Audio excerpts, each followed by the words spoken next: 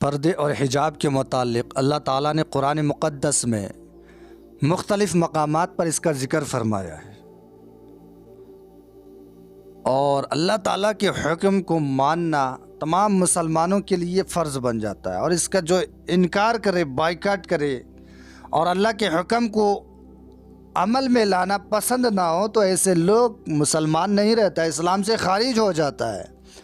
اور اللہ تعالیٰ نے حجاب کے متعلق قرآن مقدس کے مختلف مقامات پر اس کا ذکر فرمایا ہے، لیکن آج کچھ ایسے مسلمان بھی ہیں کہ اس چیز کی بائیکاٹ بھی کرتے ہیں۔ ہندوستان میں جو مہم چلایا جا رہا ہے کہ حجاب کو بند کیا جائے، مسلمان خواتین کو کھل کر جینے دیا جائے، تو یہ کہاں سے ہے کہ قرآن و سنت کو مٹا کر تم یہ کہنا چاہتے ہو کہ ہم نے مسلمانوں کی بہت بڑی حمایت کی، ہماری زینت، ہماری عظمت، ہمارے شعار کو چھیننے کی کوشش کرتے ہو، سازشیں کرتے ہو، اور یہ کہنا چاہتے ہو کہ مسلمان خواتین کے لیے بہت کچھ کر دیا گیا۔ مسلمانوں، اس چیز پہ غور کرنا کہ اس چیز کی جب بائیکاٹ ہو رہے ہیں، یہ مسلمانوں کے لیے نہیں بلکہ قرب قیامت ہے، اور شیطان وہ قوم ہے جو اللہ تعالیٰ کے احکامات پر جو عمل کرے اس چیز سے اسے بھڑکانا، بہکانا، غلط راستے پر لے جانا۔ اور آج ان قوم کے ہاتھوں میں یہ حکومت آ گئی ہے کہ یہ لوگ اپنے حساب سے اسلام کو استعمال میں لانا چاہتا ہے، تو بہت جلد قیامت قریب ہے۔ میں آپ کے سامنے حجاب کے متعلق قرآن پاک سے ایک آیت رکھوں گا۔ اللہ تعالیٰ قرآن پاک کے پارہ نمبر 18 سورۃ النور میں فرماتا ہے، وَقُلْ لِلْمُؤْمِنَاتِ يَغْضُضْنَ مِنْ أَبْصَارِهِنَّ وَيَحْفَظْنَ فُرُوجَهُنَّ إِلَى آخر۔ یہ آیت بہت بڑی آیت ہے۔ اللہ تعالیٰ پوری آیت میں عورتوں کے بارے میں، پردے کے بارے میں فرماتا ہے۔ اسی آیت سے میں ایک ٹکڑا اور اس کی تفسیر میں بیان کروں کہ وَقُلْ لِلْمُؤْمِنَاتِ، اور مسلمان عورتوں کو حکم دو۔ آیت کے اس حصے میں مسلمان عورتوں کو حکم دیا گیا ہے کہ وہ اپنی نگاہیں کچھ نیچی رکھیں اور غیر مردوں کی طرف نہ دیکھیں۔ تفسیر میں آگے فرماتے ہیں کہ حضرت ام سلمہ رضی اللہ تعالیٰ عنہ فرماتی ہیں کہ میں اور حضرت میمونہ رضی اللہ تعالیٰ عنہ بارگاہ رسالت صلی اللہ تعالیٰ علیہ وآلہ وسلم میں حاضر تھیں، اور اسی وقت حضرت ابن ام مکتوم رضی اللہ تعالیٰ عنہ بھی حاضر ہوئے۔ تو حضور صلی اللہ تعالیٰ علیہ وآلہ وسلم نے فرمایا کہ حضور صلی اللہ تعالیٰ علیہ وآلہ وسلم نے پردے کا حکم فرمایا۔ حضرت ام سلمہ کہتی ہیں کہ میں نے عرض کی، یا رسول اللہ، حضرت ابن ام مکتوم رضی اللہ تعالیٰ عنہ تو نابینا ہے، انہیں نہ دکھائی دیتے ہیں، نہ یہ ہمیں دیکھ سکتے ہیں، نہ پہچان سکتے ہیں۔ حضور نے فرمایا، کیا تم بھی انہیں نہیں دیکھ سکتے ہو، نہیں پہچان سکتے ہو؟ اللہ اکبر۔ آپ اس سے اندازہ کر سکتے ہیں کہ اللہ کے حبیب صلی اللہ تعالیٰ علیہ وآلہ وسلم اس نابینا صحابی کے سامنے پردے کا حکم فرما رہے ہیں۔ اور آج ملک میں کیا چل رہا ہے کہ حدیث میں کچھ ایسی چیز نہیں ہے، قرآن میں کچھ اس کا ذکر نہیں ہے، اور کچھ ایسے نامکمل ایمان والے ہیں جو اس چیز پر اس کا یقین ہو جاتا ہے۔ ایسے لوگ، اللہ تعالیٰ ایسے لوگوں کو ہدایت دے۔ اللہ تعالیٰ آیت کی دوسری جگہ فرماتا ہے، وَلَا يُبْدِينَ زِينَتَهُنَّ، اور اپنی زینت نہ دکھائیں۔ ابو البرکات عبداللہ بن احمد نصفی رحمۃ اللہ تعالیٰ علیہ فرماتے ہیں کہ زینت سے مراد وہ چیزیں ہیں جن کے ذریعے عورتیں سجتی سنورتی ہیں، جیسے سرما، زیورات وغیرہ، یہ ساری چیزیں، اور ان چیزوں سے لیس خواتین غیروں کے سامنے پیش کرنے کی اجازت ویسی بھی نہیں ہے، اور زینت کے ساتھ تو بالکل ہی نہیں۔ اور زینت کے ساتھ اللہ تعالیٰ نے اپنے مردوں کے سامنے حکم دیا کہ خواتین اپنے مردوں کے سامنے خوب سج دھج کر آئے۔ اس کے بارے میں غیروں کے سامنے منع کیا گیا ہے کہ اپنے آپ کو غیروں کے سامنے پیش نہ کریں۔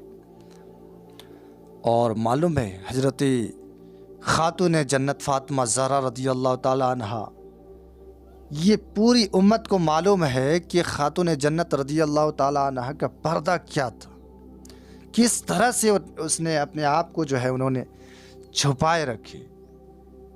غیر مردوں نے ان کی جسم کے، ان کے سر کے بال تک نہیں دیکھا۔ حضرت خاتون جنت رضی اللہ تعالیٰ عنہا کو یہ تشویش تھی کہ میں نے اپنی زندگی میں غیر مردوں کی نظروں سے خود کو بچائے رکھا ہے، اب کہیں وفات کے بعد میری کفن پوش لاش ہی پر غیروں کی نظر نہ پڑ جائے۔ تو حضرت اسماء بنت عمیس رضی اللہ تعالیٰ عنہا نے عرض کی، میں نے حبشہ میں دیکھا ہے کہ جنازے پر درخت کی شاخیں باندھ کر اور اس پر ایک ڈولی سی بنا کر اس پر پردہ ڈالتے ہیں۔ پھر انہوں نے کھجور کی شاخیں منگوائی اور اس پر جو ہے اس کو جوڑا، اور اس کو جوڑنے کے بعد حضرت خاتون جنت رضی اللہ تعالیٰ عنہا کو دکھایا تو حضرت فاطمہ زہرا رضی اللہ تعالیٰ عنہا بہت خوش ہوئی اور آپ کی زبان سے مسکراہٹ آ گئی، اور آپ کی یہی ایک مسکراہٹ تھی جو حضور صلی اللہ تعالیٰ علیہ وآلہ وسلم کی وصال ظاہری میں دیکھنے کو ملی تھی۔ سبحان اللہ! آپ سوچیں کہ حضرت خاتون جنت کا فکر کیا فکر تھا کہ اس نے حیات ظاہری میں بھی اپنے آپ کو کس قدر چھپائے رکھی، اور وفات کے بعد بھی اپنے آپ کو اس طرح سے تاکید کی کہ اس کے کفن تک کو بھی کوئی غیر مرد نہ دیکھ پائے۔ اللہ اکبر! تو آج خواتین حضرات، مسلمان خواتین حضرات کو کیا ہو گیا ہے کہ اسے پردے پر عمل ہونے میں مشکل ہو رہا ہے، کہ پردے میں جیسے ہم کٹ بند کی زندگی جی رہے ہیں، ہمیں کھل کر جی نہیں پا رہے ہیں۔ ایسے خواتین حضرات ایسے حکمرانوں کی حمایت میں اس کی ساتھ دیتے ہیں، اس کی ساتھ دیتی ہے کہ پردے ہم سے دور کیا جائے، حجاب میں ہم نہیں رہنا چاہتی۔ کیا ہوگا؟ قرب قیامت ہے، یہ کچھ نہیں ہے۔ مسلمان اب یہ خیال کر لیں کہ اللہ تعالیٰ کا قہر و غضب اب بہت قریب ہے، اب یہ زمانہ زیادہ دیر تک نہیں ہے، اس لیے کہ اسلام کے عظیم عظیم قانون کو مٹا کر اپنے قانون کے قلم کو چلا کر اس پر چلنے پر مجبور کیا جا رہا ہے۔ تو اب کیا ہوگا؟ اسلام ہی نہیں رہے گا تو پھر یہ حکومت، یہ دنیا کیسے رہے گی جن کے ذریعے سے یہ دنیا قائم ہوئی؟ حضور نبی رحمت صلی اللہ تعالیٰ علیہ وآلہ وسلم کے ذریعے سے اللہ تعالیٰ نے اس دنیا کو پھیلایا، اور پھر انہی کے پھیلائے ہوئے دین کو مٹا کر یہ شر پسند کافر لوگ اپنے قانون کی قلم چلا کر اپنے راستے پر چلنے پر مجبور کر دے تو کیا سمجھ میں آئے گا؟ پھر تو یہ سمجھ لیں کہ قیامت قریب ہے، اور مسلمانوں سے اپیل ہے کہ وہ اپنے آپ کو عبادت میں جھکا دیں، عبادت کی طرف، نمازوں کی طرف لائیں، خدا کا خوف دل میں رکھیں کہ ایسے شر پسند کے جال سے دور رہیں۔ اب دور کیسے رہیں؟ عبادت میں آئیں گے، اللہ تعالیٰ خود بخود ان چیزوں سے نجات دے دے گا۔ آج یہی وجہ ہے کہ ہم اس کے جال میں پھنس رہے ہیں، اور وہ اپنے جال میں ہمیں پھنسا بھی رہا ہے، اور ہم اس کے جال سے نکل نہیں پا رہے ہیں۔ اللہ تعالیٰ نے ہمیں وہ طاقت دی کہ تم اگر عبادت کو اپنا لو تو یہ ظالم تم سے بہت زیادہ دور بھاگیں گے، تم سے خوف کھائیں گے۔